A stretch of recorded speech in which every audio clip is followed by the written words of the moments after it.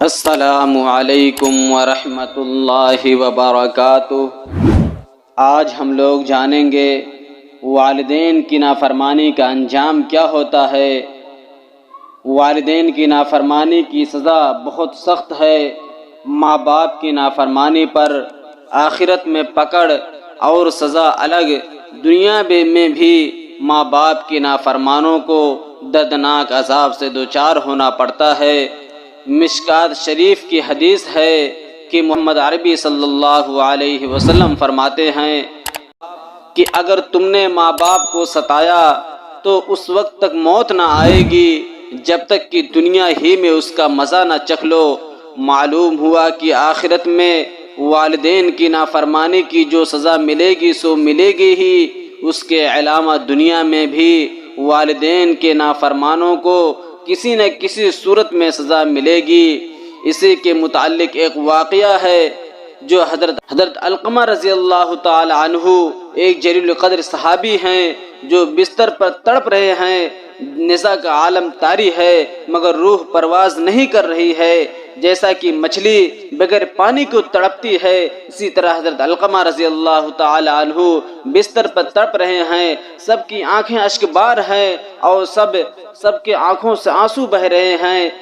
درمیان باری تعالی سے سب دربار میں حضرت علقمہ کی موت کی دعا کر رہے ہیں اور تڑپ تڑپ کر کہہ رہے ہیں، خدایا ذوالجلال، علقمہ کی یہ دردناک حالت دیکھی نہیں جاتی، تو اسے اپنے پاس بلا لے۔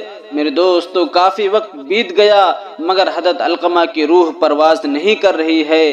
اپنے اور بیگانے سب پریشان ہیں۔ بالآخر حضور کو علقمہ کی حالت کی اطلاع دی گئی۔ حضور صلی اللہ علیہ وسلم تشریف لائے، حضرت علقمہ کو بغور دیکھا، آپ فوراً جان گئے، آپ کو معلوم ہو گیا کہ حضرت علقمہ والدین میں سے کسی کی نافرمانی کی سزا بھگت رہے ہیں۔ آپ نے پوچھا، علقمہ کے والدین زندہ ہیں؟ عرض کیا گیا، یا رسول اللہ، باپ انتقال کر گیا ہے البتہ ماں حیات ہے۔ رسول اللہ صلی اللہ علیہ وسلم نے حضرت علقمہ کی والدہ کو طلب کیا، وہ آئیں تو آپ نے پوچھا کہ تمہارے بیٹے کا تمہارے ساتھ کیا سلوک تھا؟ حضرت علقمہ رضی اللہ تعالی عنہ کی والدہ نے کہا، یا رسول اللہ، میرا بیٹا شریف اور سچا آدمی تھا مگر اپنی بیوی کو مجھ پر وہ فضیلت دیتا تھا جس کی وجہ سے میں اپنے بیٹے سے ناخوش رہتی تھی۔ نبی کریم جناب محمد الرسول اللہ صلی اللہ علیہ وسلم نے فرمایا، بس یہی وجہ ہے کہ تیرے بیٹی کی جان اٹکی ہوئی ہے اور روح نکل نہیں رہی ہے۔ چنانچہ آپ نے حضرت علقمہ کی ماں کی رنگے ممتا جھڑکنے کے لیے صحابہ کو حکم دیا کہ لکڑیاں جمع کرو اور حضرت علقمہ کو جلا دو۔ ماں بہرحال ماں ہوتی ہے، اولاد اس کو لاکھ تکلیف پہنچائے مگر وہ اپنی اولاد کو تکلیف میں نہیں دیکھ سکتی ہے۔ حضرت علقمہ رضی اللہ تعالی عنہ کی ماں نے جب سنا کہ حضور صلی اللہ علیہ وسلم علقمہ کو جلائیں گے تو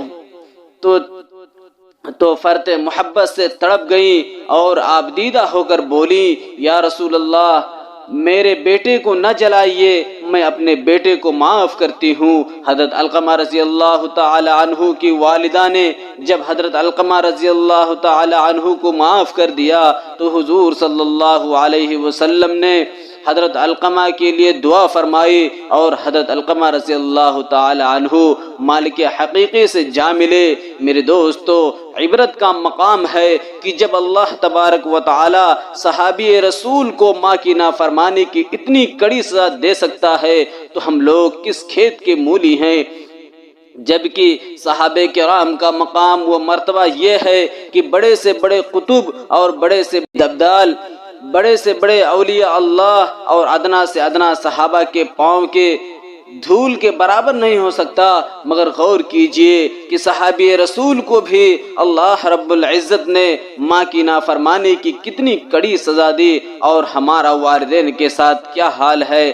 ہم لوگ ذرا ذرا سی بات پر والدین پر بگڑ جاتے ہیں اور اچھی بات کا حکم کرنے پر بھی حکم عدولی کر بیٹھتے ہیں۔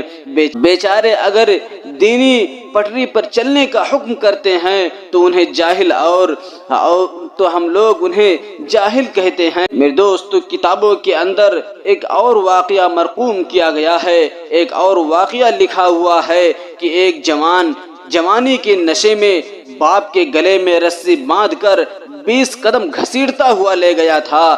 جب 20 قدم گھسیٹ چکا تو باپ چلایا کہ بس کر بیٹے، اب آگے تو مزید مت بڑھنا، تو ظالم ہو جائے گا، اگر تو ایک قدم بھی اس سے آگے بڑھا تو تمہارا شمار ظالموں میں ہو جائے گا۔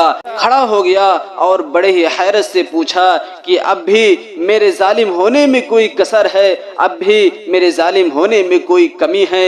باپ نے کہا کہ ہاں بیٹے، ابھی تو ظالم نہیں ہوا ہے، اس لیے کہ تیری طرح جب میں بھی جوان تھا میرے بازو میں طاقت تھی، اور جب میں نے اپنے بوڑھے باپ کے گلے میں رسی باندھ کر 20 قدم گھسیٹا تھا، ابھی میرے جرموں کی سزا دی ہے۔ میں نے اپنے باپ پر جو ظلم کیا تھا ابھی تو نے اس کا حساب کیا ہے، ابھی تو ظالم نہیں ہوا ہے، تو اس سے آگے مت بڑھنا۔ چنانچہ کتابوں کے اندر اسی قسم کا ایک اور واقعہ لکھا گیا ہے کہ ایک صوفی صاحب تھے، بڑے دیندار اور بڑے اللہ والے تھے، مگر کوڑھی کی بیماری کی شکار تھے۔ کسی نے ان سے دریافت کیا، صوفی صاحب یہ مرض آپ کو کیوں کر لگا؟ تو حسرت سے بولے کہ کیا بتاؤں، میری وجہ سے میری ماں بہت دکھی تھی، بہت تکلیف دی تھی۔ میں نے اپنے ماں کو ایک بار میری ماں نے مجھے بد دعا کی کہ خدا کرے تو کوڑھی ہو جائے اور جب میں مر جاؤں تو میرے جنازے میں شریک نہ ہو سکے۔ چنانچہ وہ صوفی صاحب کہتے ہیں کہ میری ماں مر گئی اور میں پاس ہونے کے باوجود ماں کے جنازے میں شریک نہ ہو سکا۔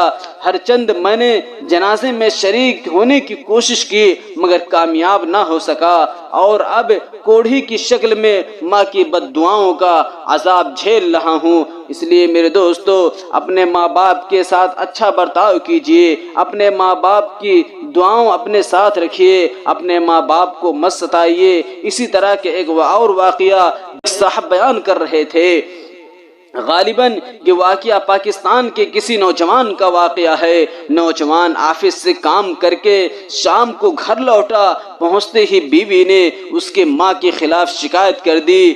اس نوجوان نے آؤ دیکھا نہ تاؤ غصے میں دندناتا ہوا ماں کے پاس پہنچا۔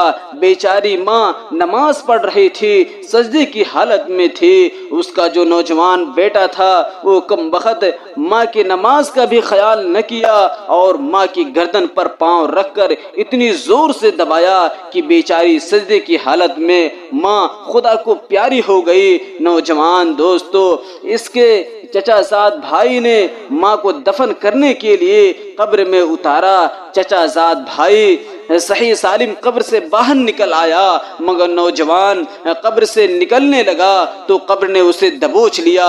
نوجوان خوف دہشت سے چیخنے چلانے لگا۔ اسے قبر سے نکالنے کی ہر ممکن کوشش کی گئی مگر وہ نہ نکل سکا۔ سینکڑوں لوگوں نے مل کر اس کے لیے دعا کی، الہی اس کے گناہوں کو معاف فرما دے، مگر کسی کی دعا تدبیر کارگر نہ ہوئی، کسی کی دعا قبول نہ ہوئی، حتیٰ کہ وہ نوجوان تڑپ تڑپ کر اسی قبر کے اندر مر گیا۔ مجبوراً لوگوں نے اس کے اوپر بھی مٹی ڈال دی۔ لوگوں نے سارا واقعہ نوجوان کی بیوی کو سنایا تو وہ رونے لگی اور رو رو کر عرض کیا کہ دوشی میں ہوں، خطا کار میں ہوں، سارا قصور میرا ہے، میرے ہی پاپوں نے میرے شوہر کو زندہ درگور کیا ہے۔ وہ آفس سے کام کر کے گھر لوٹا تو لوٹتے ہی میں نے اس کی ماں کے خلاف زہر اگل دیا۔ بیچارہ کام کا تھکا مادہ تھا، دماغ میں سینکڑوں فکریں الجھنے اور بیچارہ میری محبت میں بھی اندھا تھا، اس لیے ماں کے خلاف میری شکایت سنی تو ماں پر بگڑ اٹھا اور میری محبت میں ماں کی عظمت کو بھول بیٹھا اور سجدے کی حالت میں ماں کا گلا گھونٹ کر مار ڈالا۔ میرے دوستو، لوگوں کے نگاہوں کے سامنے جب اس نوجوان کا یہ انجام ہوا تو قبر میں خدا جانے کتنا بھیانک عذاب بھگت رہا ہوگا۔ اس لیے دوستو، ہمیں اس قسم کے واقعات سے سبق لینے کی ضرورت ہے، اور والدین کی بھی ذمہ داری ہے کہ جہاں تک ہو سکے اولاد کے لیے بد دعا نہ کرے، کیونکہ حدیث میں آتا ہے، حدیث شریف میں ہے کہ اولاد کے خلاف والدین کی بد دعا کی راہ میں کوئی آڑ نہیں ہے۔ اولاد کے خلاف جب والدین کے آنسو گرتے ہیں تو اللہ تبارک و تعالی فوراً ان آنسوؤں کو دامن اثر میں لے لیتا ہے، فوراً اللہ تبارک و تعالی کو اللہ تبارک و تعالی اس کو قبول کر لیتا ہے۔ اس لیے والدین کو چاہیے کہ اپنی نالائق سے نالائق اولاد کے لیے بھی بد دعا نہ کرے، بجائے بد دعا کے۔ اس لیے ماں باپ کی ذمہ داری یہ ہے کہ اپنی اولاد کے لیے بد دعا نہ کرے، اور اولاد کی ذمہ داری یہ ہے کہ اپنے ماں باپ کو نہ ستائے، اپنے ماں باپ کو برا بھلا نہ کہے، اور اپنے ماں باپ کی خدمت کرے اور ان کی دعاؤں کو اپنے ساتھ رکھے۔ اللہ تبارک و تعالی تمام لوگوں کو والدین کی خدمت کرنے کی توفیق عطا فرمائے، اور